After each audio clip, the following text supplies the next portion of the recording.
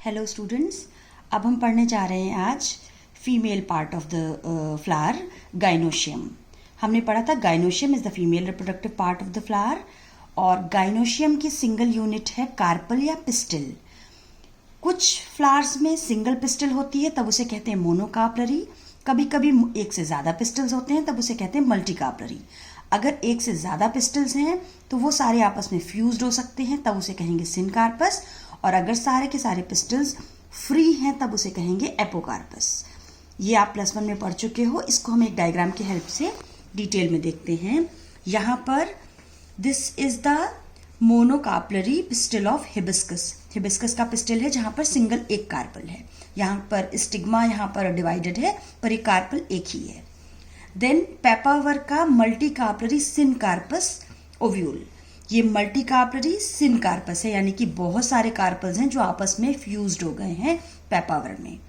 Then माइकेलिया में है मल्टीकार्पलरी apocarpous, यानी कि सारे के सारे पिस्टल्स और कार्पल्स फ्री हैं, फ्यूज्ड नहीं हैं।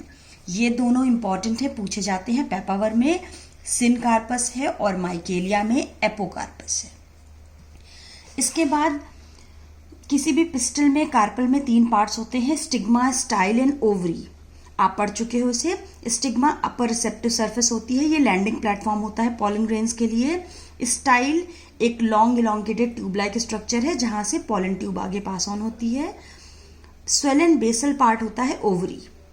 ओवरी के अंदर होती है ओवेरियन कैविटी या लॉक्यूल। आप +1 में पढ़ चुके हो। प्लेसेंटेशन क्या होता है? Placentation is the arrangement of ovules on placenta.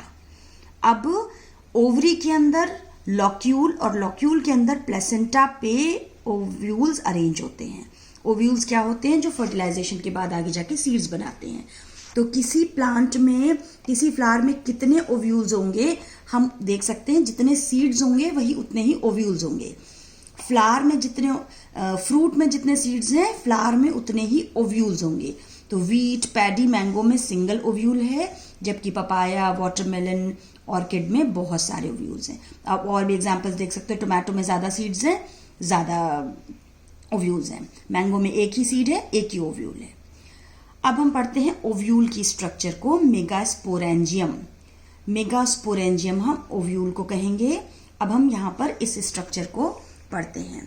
इस डायग्राम को सबसे पहले इजीली बनाने का एक तरीका मैं आपको बता रही हूँ। यहाँ पर आप उस डायग्राम को इस तरह से इजीली ड्रॉ कर सकते हैं। सबसे पहले देखिए, एक question mark like structure draw कर लीजिए। इस तरह से क्वेश्चन मार्क ड्रॉ कर लिया।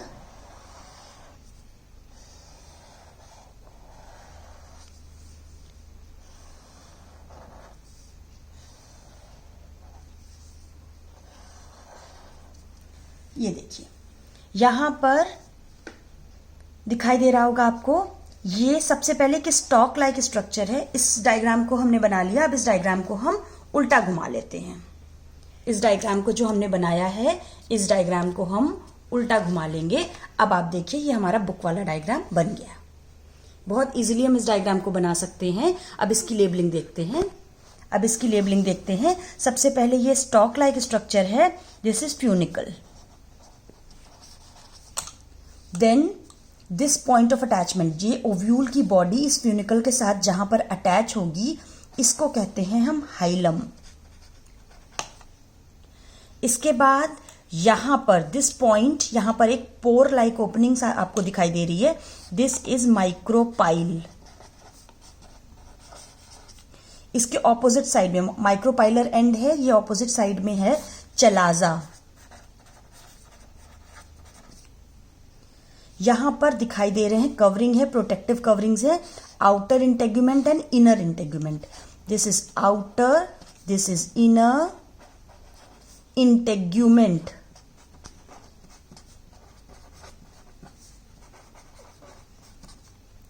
ये बीच में है, न्यूसिलस की सेल्स होती हैं, ये न्यूसिलस की सेल्स हैं। और यहां पर अभी हम पढ़ेंगे न्यूसिलस से ही बन जाता है बाद में आगे जाके। दिस इज एम्ब्रियो सैक या ओव्यूल। Is it clear? अब इस डायग्राम को बुक में एक बार देख लीजिए। ये स्टॉक है हाइलम, ये पॉइंट ऑफ अटैचमेंट है, sorry, stock is funicle, point of attachment is hilum, pour is micropyle, chalazal end है, इंटेगुमेंट्स है आउटर और इनर, बीच में एम्ब्रियो सैक है और उसको सराउंड करते हुए न्यूसिलस की सेल्स हैं। न्यूसिलस की सेल्स न्यूट्रिशन यहाँ पर रिच होता है, फूड रिजर्व यहाँ पर होता है, और इन्हीं न्यूसिलस की सेल से आगे जाके बनता है एम्ब्रियो सैक या फीमेल गैमेटोफाइट। अब हम पढ़ने जा रहे हैं मेगास्पोरोजेनेसिस।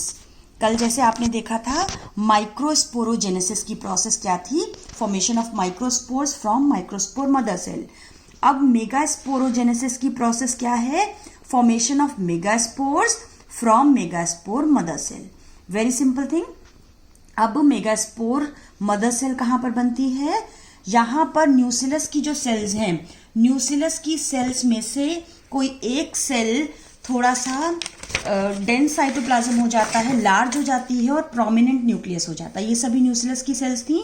यहाँ पर एक सेल थोड़ी लार्ज हो गई है, उसमें डेंस साइटोप्लाज्म भर गया और उसमें एक प्रोमिनेंट न्यूक्लियस आ गया है। अब ये बन गई है मेगास्पोर मदर सेल। इस मेगास्पोर मदर सेल में मियोसिस होगी। अभी तक ये 2n है, डिप्लॉयड है।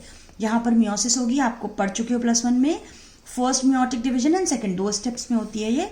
तो फर्स्ट मियोटिक डिवीजन के बाद इस डिप्लॉयड मेगास्पोर मदर सेल से 2 हेप्लॉयड मेगास्पोर्स बन जाएंगे, और फिर सेकंड मियोटिक डिवीजन जब हो जाएगा तो 4 मेगास्पोर्स बन जाएंगे। ये 4 हेप्लॉयड मेगास्पोर्स हैं, इनको मेगास्पोर टेट्राड्स भी कह सकते हैं। आपने पढ़ा था पॉलन ग्रेन्स में भी माइक्रोस्पोर टेट्राड बनते हैं, यहाँ पर मेगास्पोर टेट्राड बनते हैं। डिफरेंस, पॉलन ग्रेन्स आपको पता है हमेशा मेल गैमीट को ट्रांसफर होके जाना होता है, इसलिए ट्रैवलिंग में, ट्रांसपोर्ट में काफी सारा लॉस होता है। उसको कॉम्पनसेट करने के लिए हमेशा मेल गैमीट्स का नंबर ज्यादा होता है, फीमेल गैमीट का नंबर सिंगल होता है, बहुत कम होता है। तो यहाँ पर तो 4 मेगास्पोर टेट्राड्स बन गए हैं, इनमें से 3 डीजनरेट हो जाएंगे और सिर्फ एक फंक्शनल मेगास्पोर रह जाएगा। इन 3 डीजनरेट हो जाएंगे और सिर्फ एक फंक्शनल मेगास्पोर रह जाएगा, और वो एक फंक्शनल मेगास्पोर यहाँ पर माइटोटिकली डिवाइड होगा और ऊपर वाले एक फंक्शनल मेगास्पोर से माइटोसिस के बाद 2 न्यूक्लियाई बनेंगे। वो दोनों अपोजिट पोल्स पे चले जाएंगे, फिर से माइटोसिस होगी, 4 न्यूक्लियाई, अगेन माइटोसिस, 8 न्यूक्लियाई बन जाएंगे। एक इंपॉर्टेंट बात है, यहाँ फ्री न्यूक्लियर डिवीजन हो रहा है, यहाँ पर सेल वॉल फॉर्मेशन नहीं हो रही है। 8 न्यूक्लियाई बनने के बाद यहाँ पर सेल वॉल फॉर्मेशन शुरू होगी, और यहाँ पर 3 सेल्स के बाहर सेल वॉल, 3 न्यूक्लियस के बाहर सेल वॉल बन जाएगी। ये बनाएंगे 3 सिनर्जिड्स, 2 सिनर्जिड और एक एग मिला के एग एपरेटस। नीचे ये 3 न्यूक्लियाई मिला के 3 सेल्स बनेंगी एंटीपोडल्स। बीच के 2 न्यूक्लियाई के साथ एक कॉमन सेल वॉल आएगी, that will form central cell. 2 polar nuclei के साथ एक common cell wall, central cell. इस डायग्राम को यहाँ उल्टा कर दिया गया है। अब यही डायग्राम उल्टा हो गया है, एम्ब्रियो सैक का ये डायग्राम है, जहां पर ये जो 3 एंटीपोडल्स थी वो ये ऊपर बनाई हैं, 3 एंटीपोडल्स। 3 न्यूक्लियस के बाहर 3 सेल वॉल बन गई हैं, 3 एंटीपोडल्स बन गए हैं। यहां पर ये 2 सिनर्जिड्स हैं और उनके ऊपर एक एग सेल है। इस पूरे तीनों सेल्स को मिला के कहते हैं एग एपरेटस।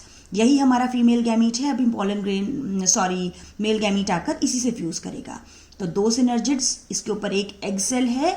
यहाँ पर कुछ सेलुलर थिकनिंग्स हैं जिन्हें कहते हैं हम फिलीफॉर्म एपरेटस। ये आगे जाके पॉलन ट्यूब की एंट्री को गाइड करता है। ये भी इंपॉर्टेंट है, व्हाट इज फिलीफॉर्म एपरेटस, क्या फंक्शन है, it guides the entry of pollen tube. यहाँ पर 2 पोलर न्यूक्लियाई के बाहर एक कॉमन सेल वॉल बनती है और ये बन जाता है सेंट्रल सेल। एक क्वेश्चन पूछा जाता है हमारा एम्ब्रियो सैक 8 न्यूक्लिएटेड है पर 7 सेल्ड है, कैसे? हम ये पूरा डायग्राम ड्रॉ करके इस बात को एक्सप्लेन करके बता देंगे कि ये 7 सेल्स हैं पर 8 न्यूक्लिएटेड है। न्यूक्लियस तो एक है पर सेल 7 है, क्योंकि एक सेल वॉल कॉमन यहाँ पर 2 पोलर न्यूक्लियाई के बीच में है। This was all about megasporogenesis.